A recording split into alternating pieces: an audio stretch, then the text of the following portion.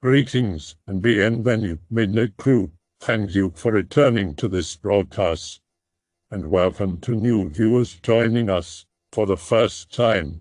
If you like a video, then feel free to subscribe. This is a favorite one to tell. So I'm in 10th grade, and my best friend just came back from Mexico. Her dad's a banker, and they take trips all the time. She came back and she gave me a little toy sombrero with Mexico written on it, and a little doll. It was like a woven linen doll, pale skin, lime green dress, and red wool-type fabric for hair. Louved it. So I stay the night at her place, wake up, time to go to work. But I check the pockets of my red shorts. Knowing they were red shorts is crucial to the story. And the doll isn't there. I checked everywhere in her house, under sofas, outside in the grass, under the steps.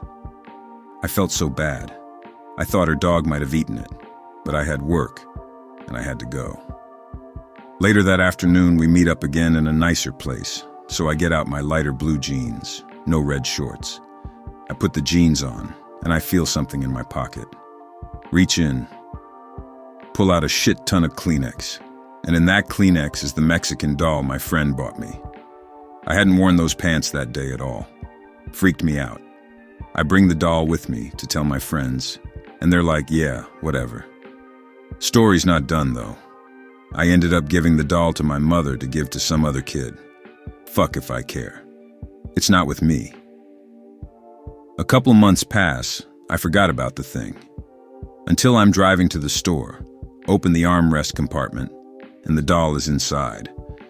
I flipped a little, got out of the car with the doll, and asked my mom where she put it. She told me she had left it in her closet. She was so nonchalant about it, didn't even look up from her checking account statements to tell me. Threw the doll at her and left. Story's not over, though. A year or so later, I've got my other friend over. She and I are dicking around, and I wanted to show her something that involved going in this closet we rarely used. I think I was going to show her some of those Oriental Trading Company toys you get for a kid when they're like 6. My mom subs elementary school, and she hands them out for prizes if the kids won a contest or something. Open it the fuck up, and guess who? The doll. I ran out, called my mother, and asked her if she gave away the doll yet. Because it was possible she just put it in there for one of the prizes. Well, she told me she gave it to the neighbor kid like a week ago. I asked her twice if she was sure, and she said she was. She started getting pissed off at me, so I hang up, look at my buddy and say, "We're burning this bitch." Now I don't know what specific kind of cloth this doll was made of, or if it had a finish, but it took like 10 minutes for this doll to catch a flame. But when it burned, it burned. I almost got bit by the fire. Eventually I had to put it out, and in addition to that, we flushed the doll down the toilet. Yeah, it was a gift, and I felt bad. But fuck that doll. I found the picture of it my friend posted to Facebook. Most people think that's where the story ends, and it kind of does. But not really. Story's technically not over. Fast forward to senior year. I'm in the advanced Spanish class, and we're watching a documentary over Central and South American poverty, the farmers and everything. Well, in one of the cinematic shots, it showed a farmer driving in his pickup to go to work. And on that close-up of his rear-view mirror, hanging down off a little string, was a doll. A linen doll with red, wool-like hair and a lime green dress. My shit was flipped. A little backstory first. In the town where I grew up, there was this place called the Villa. It used to be a radar base, but had been abandoned. It went 20 floors down underground. The last 11 floors were flooded from rainfall over the years. People had died there during the demolition. Apparently, they just started demolishing it with people still inside. People used to dump dead bodies in there. At least 2 bodies had been found, to my knowledge. The myth was that it was haunted. Be me, 19 years old. My brother, our friend Tristan, his cousin and I all decided to go there. One night at 2 a.m. we arrived. The whole outside of this place is decorated with graffiti. and the only way inside is to climb up about 10 feet and wiggle your way through a tiny opening. Inside the place, there are massive holes in the floor. If you were to fall in one, you would be headed 9 stories underground and into water.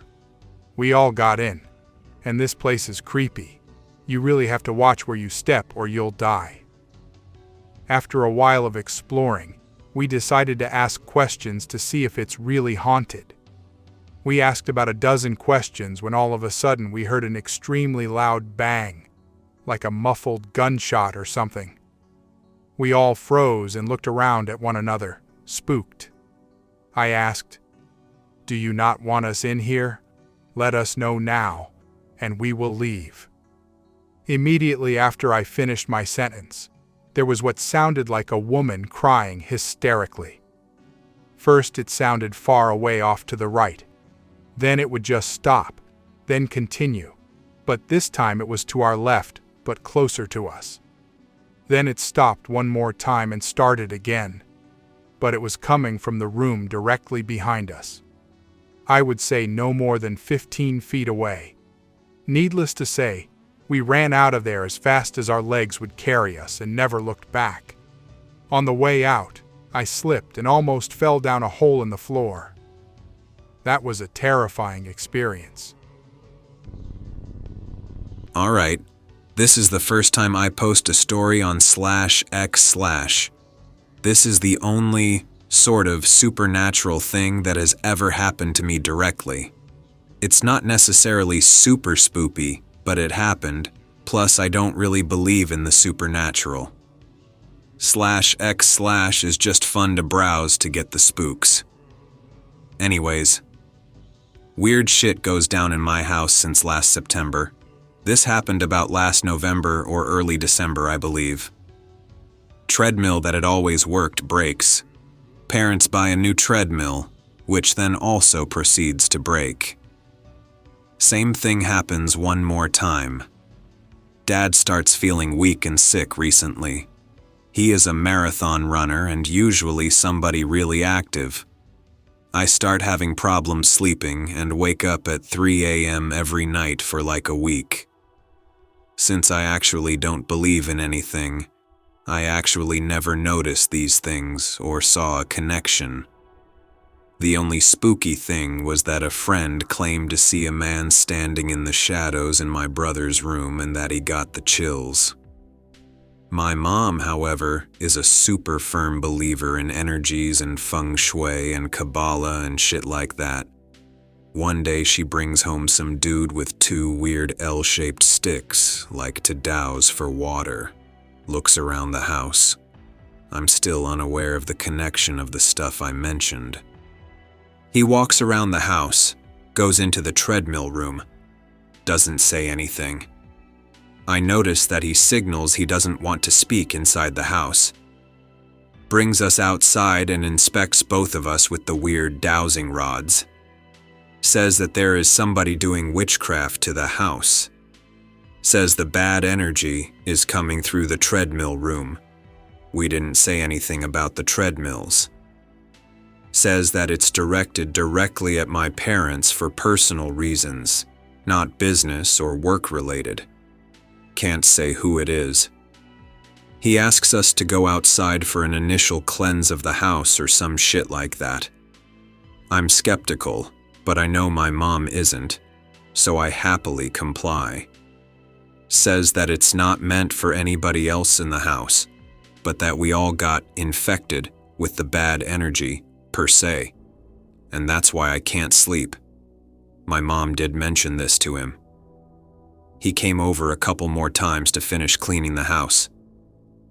Overall, it was really weird. I later found out he charged a shit ton of money, and I think he's a con artist or some shit, but hey, if it brings calm to my mom, all of us won't say anything.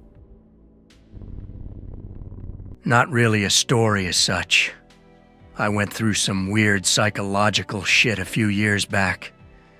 It was strange to experience, and probably stranger to observe. Essentially, I went from a poorly adjusted man-child to a stressed-out wreck, to a severely depressed shell. Ended up unable to feel any strong emotions at all. Since 2008, I'm actually incapable of getting angry, or happy, or sad, beyond the extremely fleeting and superficial. I handle emergencies and crises without the slightest upset, and don't really feel negative emotions. So really there's no downside. I'm just chill all the time. A side effect of this appears to be that I no longer have any bad dreams. Ever. I used to have nightmares on the regular before this. Now my dreams are very intense and seem to be the only way I can feel strong emotion. I've lived entire lifetimes in dreams, and I'm now somewhat addicted to sleep. During my breakdown period, I lost touch with reality for a couple days. A dissociative episode or something like that. I'm now entirely unsure if anything is real, or if I didn't actually die or something. The only reasonable course of action is to act as if my perceptions are real, though. I've begun to question my own memories because lately my memory has been getting pretty bad. My current theory is that without an emotional hook, memories are harder to record. But a close runner-up is a vague idea of my memories being just as unreal as anything. Maybe I'm just an unattached mind, hallucinating an inconsistent reality for itself. I'd find that idea intensely disturbing, I'm sure, if I were capable. As it is, I just drift through life. I work, I sleep, I don't have any hobbies. My time is spent finding ways to while away the time, waiting to die. I've considered the alternative, but I'm not even the slightest bit unhappy. And life is only mildly inconvenient as yet. You tell me, is this disturbing or not? I've been lurking around here for what seems like years, and I've never posted, and never really had the courage to post my story. In the beginning, I was too young to really understand what was going on. The things I was unsure of have been explained to me recently by my father when I was asking more about the situation. This is unfortunately my first and only experiences with the paranormal.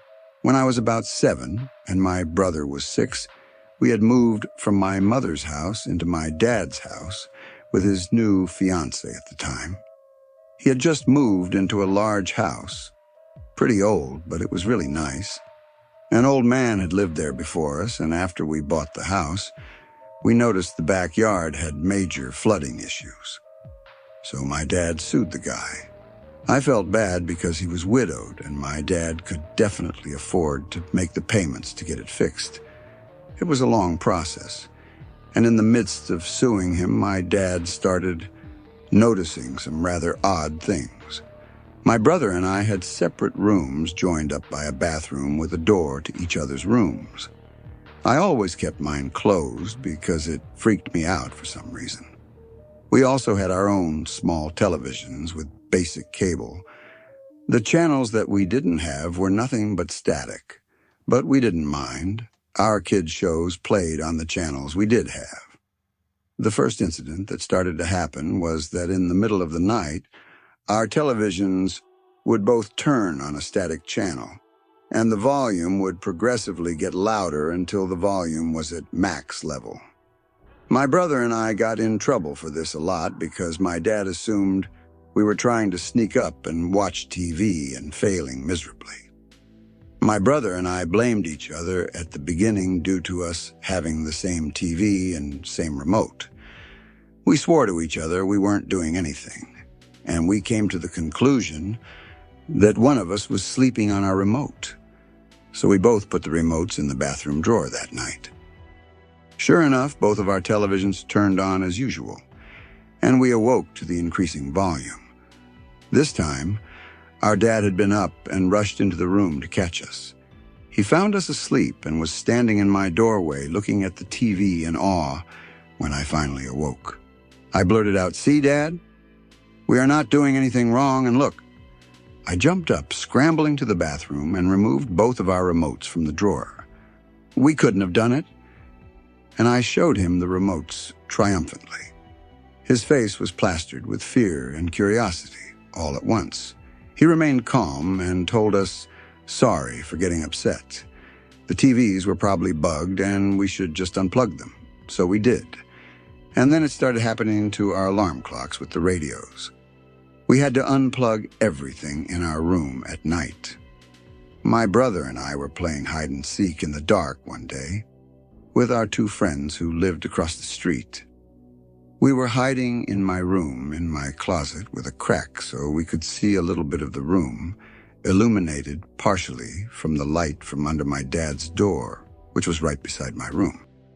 We had a clear view of the hall when we saw an older lady walk away from my dad's room and down the hall. My brother and I looked at each other curiously and called time out as we scrambled up and asked my dad who that lady was. He told us there was no lady, and we must have just been seeing things. It was late, and we should all go to bed anyways. So we did. Due to my dad's room being close to mine, I could overhear a lot of conversations. I heard his fiancée mention ghost, and my ear was glued to the wall. I had always had a strange interest in ghosts and creepy things. Then one day, his fiancée was sick and lying on the couch in the living room watching TV. No one else was home. When my dad, brother, and I returned, she was sitting on the edge of the couch, shaking and paralyzed in fear, staring into the hallway. My dad asked her what was wrong, and she told my brother and me to please go to our rooms.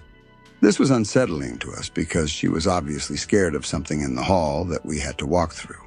So we ran and both went to his room, closest to the living room, because we were curious. She mentioned a ghost again, and I remembered her talking about it that one night I tried to listen in and couldn't hear what they were saying. This time, my brother and I heard everything. She was sobbing, saying how the TV thing used to freak her out. This was a few months later, maybe even a year. And then when we mentioned the lady a few years ago, she got curious because she knew the old man's wife who had lived there before passed away, but she didn't know where. So she asked the neighbor. A few days prior to this, the response was very strange. The neighbor had mentioned the wife dying in the master bedroom, and that wasn't the worst part of it all. The old man used to go tell our neighbors to stop mowing because his wife was in bed asleep. But the neighbors all knew she had died years before. My dad replied with, "Why didn't you tell me before?" And my brother and I started talking amongst ourselves about how if she was a ghost and whatnot. My brother was scared, but I was a little intrigued, as well as a bit scared. A month or two later, we started hearing footsteps moping around our hallway and living room. My dad said he always heard them. After speaking with him about it recently, I guess this was just when my brother and I noticed. One night around this time, I had been up late drawing or something and heard my dad wake up a little startled.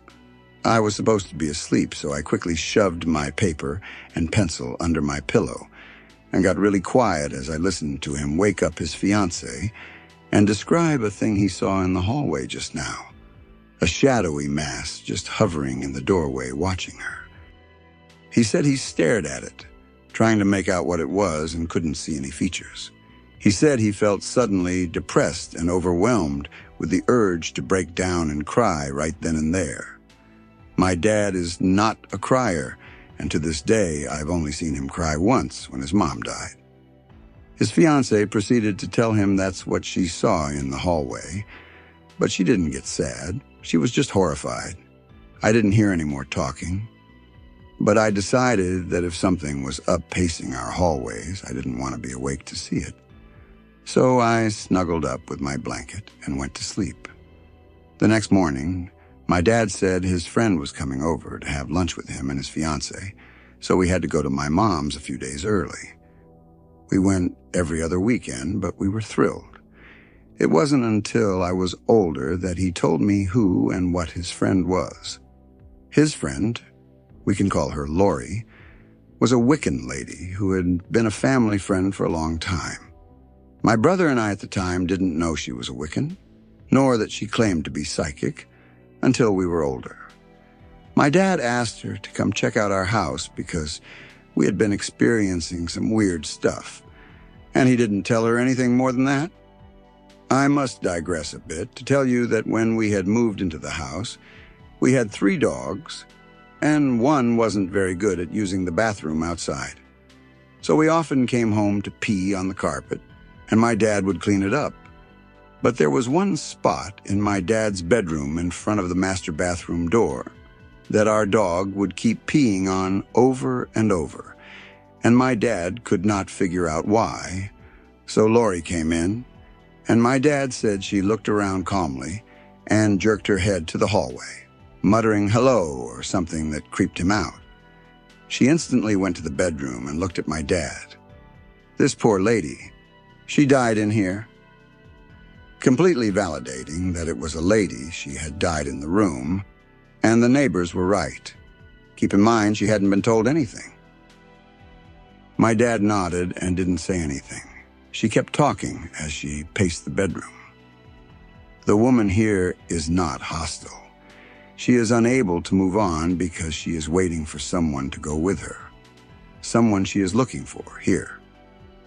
My dad told her husband was still alive, and we had just recently wrapped a legal issue with him involving the house. She didn't say much, but she walked right over to the spot where the dog had peed. "This," she said as she pointed to it.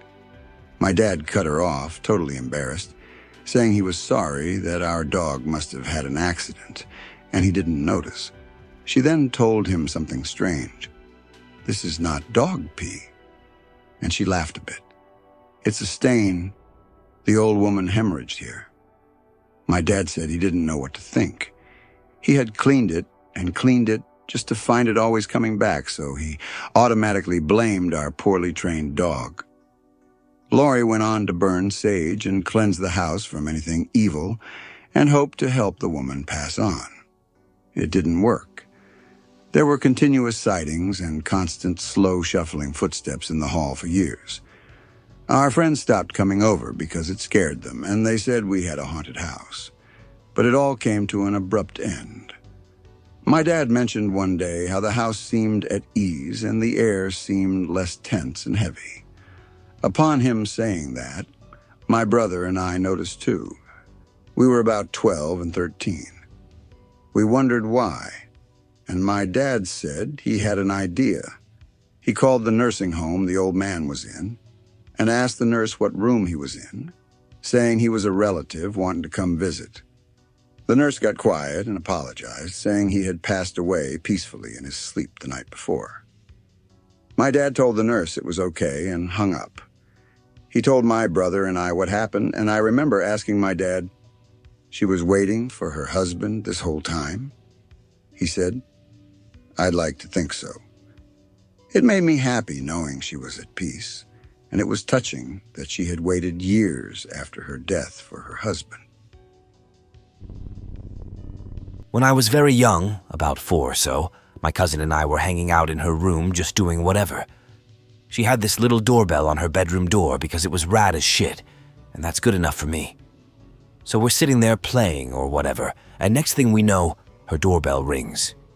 We figured it was her parents and opened the door, but no one was there. We ignored it and went back to our previous endeavors. But things didn't stay peaceful for long as the doorbell rang again. Once more, no one was there. This time we decided to investigate and found that not only was the whole rest of the family on the other side of the house, but none of them had even heard the doorbell ring.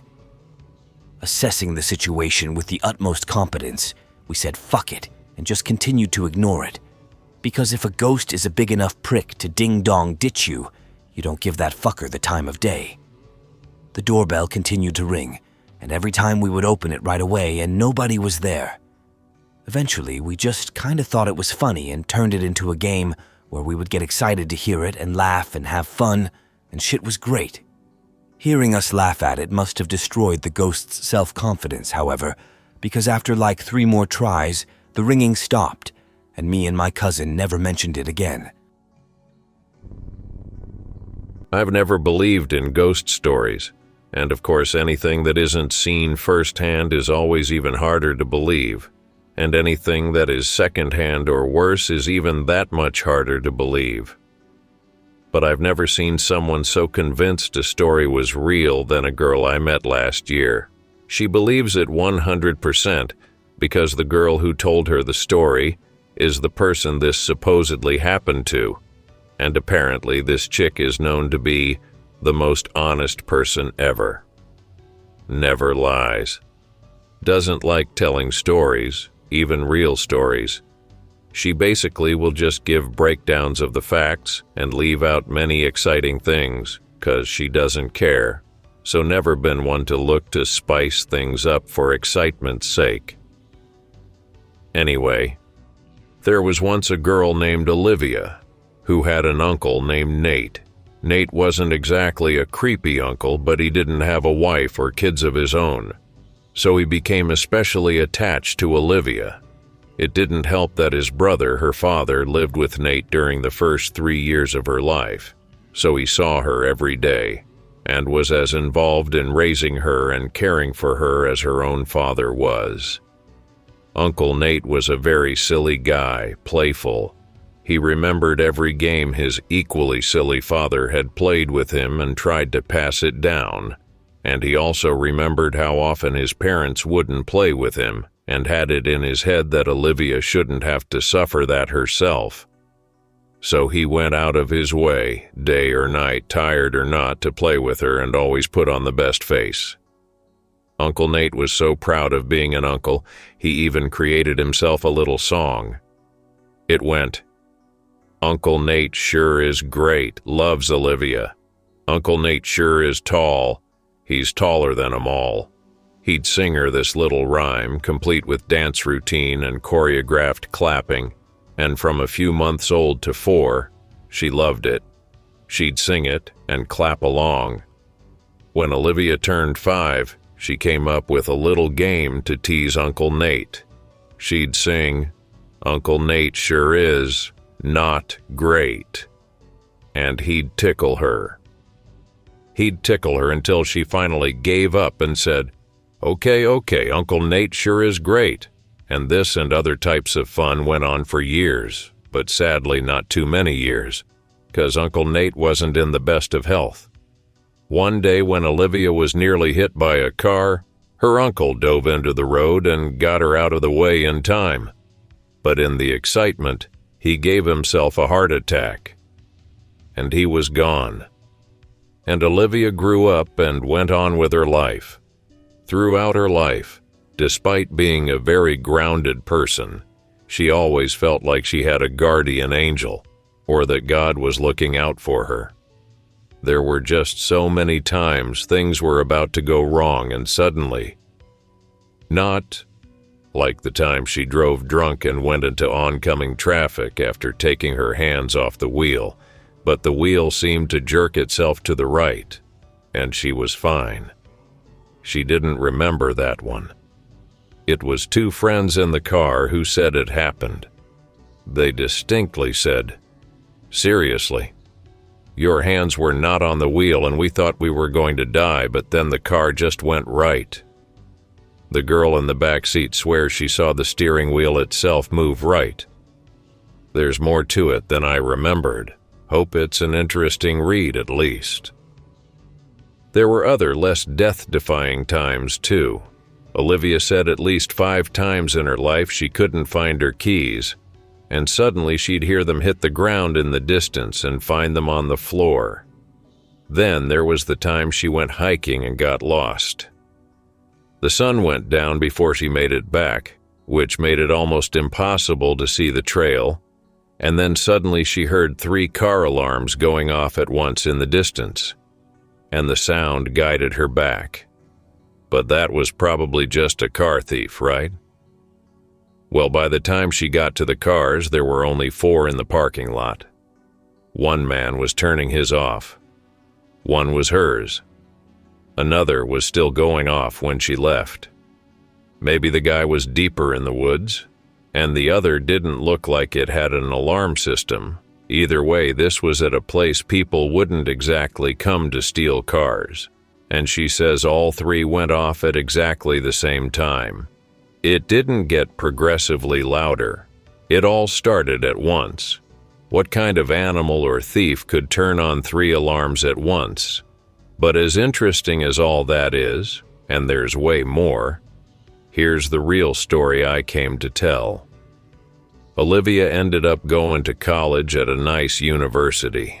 She lived in a dorm room and did the best she could, but at some point she started to find herself chronically sad. Not really depressed in the clinical sense, but just sad. Nothing particular was wrong. It just happens to a lot of people sometimes. And as she was sitting at a desk in her dorm room one night, feeling as sad as she had felt in years, she started thinking about her late uncle, and she uttered the little rhyme. Uncle Nate sure is great, loves Olivia. Uncle Nate sure is tall, he's taller than 'em all. And then she sort of half smiled as she remembered that old game, and she said, Uncle Nate sure is not great. Before she could even finish the word, a small jolt went through the side of her neck, and she screamed and then laughed because it did actually tickle, and then thought about what happened, and the hairs on the back of her neck stood up. But before she could think too much, another jolt hit. Again, she screamed and laughed. She stood up. She didn't know what to think. Then another jolt, another scream, another laugh. She was somewhere between hysteria and panic when it occurred to her to say, another jolt, another and another. 3 in a row.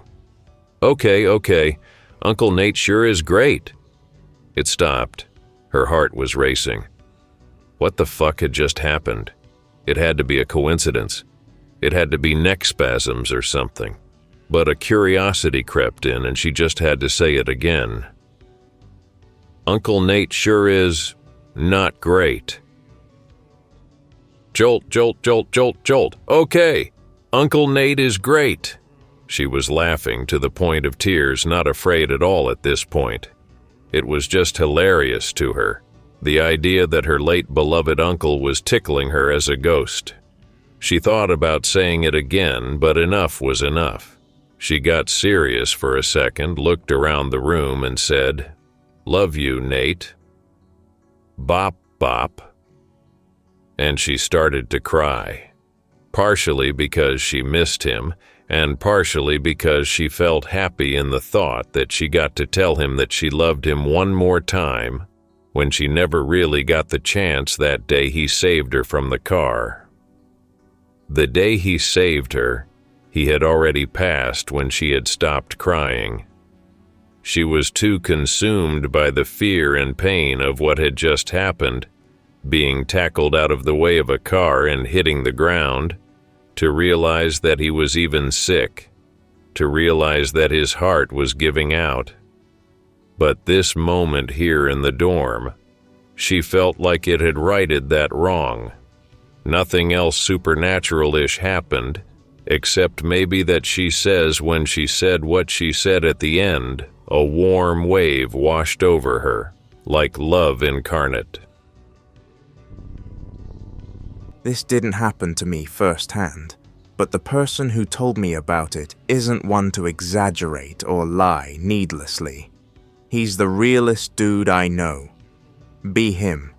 Be out on a hillside with a friend. See these lights in the distance. Looks like it's going up and down as it gets closer. Doesn't know what to do. Just sits and watches. Said that as it was upon him and his friend, there was a blinding light and a deafening hum, and that he felt himself rise up to his feet outside of his control before blacking out. Woke up on his lawn the next morning with absolutely no recollection of what happened after the light. Showed me these creepy-ass scars he told me were never there before that night. Perfectly, and I mean literally perfect. Circular scarring at the base of his skull, and 2 between different vertebrae in his back. He figures aliens did it, and I figure he's probably right. This happened the night after prom. I had taken acid that night. I know you're gonna read that and think my story's probably bullshit because of that, but no. Everyone else I was with was totally sober, so here we go. I didn't sleep that night because of the acid, so by 5 a.m. I was waking my friends up because I wanted to go to the shore. Not tripping anymore, just the afterglow. We left by 6. Heading to Ocean City, New Jersey, we took a road I had never once taken, and I've been to OC hundreds of times. This road had no street lamps, no signs, and at that point, no people. It's totally surrounded by the Pine Barrens. No one was talking because we were all so beat. I was sitting in the back, staring out the window. Suddenly, I saw a glowing white orb emerge from the trees. It floated out of the woods and rested at the point where the long road finally turned off a couple miles down. I figured it was the acid that was just making me see things, so I said nothing. After about 2 minutes of staring at it in silence, I was pretty positive this thing was real. It was getting bigger as we came closer. Finally, my friend sitting shotgun said, "Okay, am I just fucking crazy, or did anyone else see that fucking white orb float out of the woods and it's sitting at the end of the road?" Halfway through her sentence, my friend and I started with the OMG no I saw it too, OMG WTF is that ... We were getting closer and closer. It got bigger and bigger. We were really close now and we're all screaming. It was huge, and it was literally floating above the road where we were headed. Still screaming. This thing was about the size of a car now. We were a couple 100 feet away when it shot up into the sky, freaked out forever. I hope that you enjoyed tonight's broadcast. If you enjoyed tonight's story, then please subscribe to the channel, as more Greentext will appear daily. A new broadcast will appear when the clock strikes midnight Central Time.